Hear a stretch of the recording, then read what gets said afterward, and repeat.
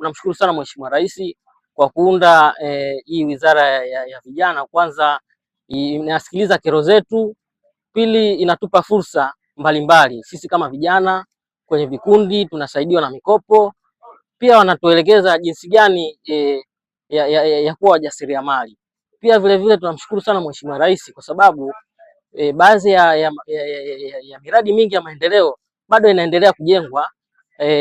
Tukiangalia kwenye mji wetu barabara nyingi sasa hivi zinaendelea kujengwa, miradi mikubwa kwenye mitaa yetu tunaona barabara nyingi zinatiwa lami. Tunashukuru sana serikali yetu ya Mama Samia kwa kuwa sikivu kwa wananchi wake na kutatua kero ambazo zinatusumbua, hususan hii kero ya maji ambayo ilikuwa inatusumbua muda mrefu. Tunaona sasa tunaenda kupata ufumbuzi wa uhaba ule wa maji. Baadhi ya sehemu tumeona Mheshimiwa Waziri wa Maji anatoa maelekezo na anafanyiwa kazi. Wananchi sasa wanaendelea kupata huduma ya maji, tunaona inarejea kwenye hali yake ya kawaida. Pia tunamshukuru sana Mheshimiwa Rais kwa kututatulia kero yetu ya maji. Tumeona kuna bwawa la Kidunda kule Morogoro ambalo litakuwa ni mwarobaini tosha, tutakuwa tunapata maji ya uhakika kwa mwaka mzima bila shida.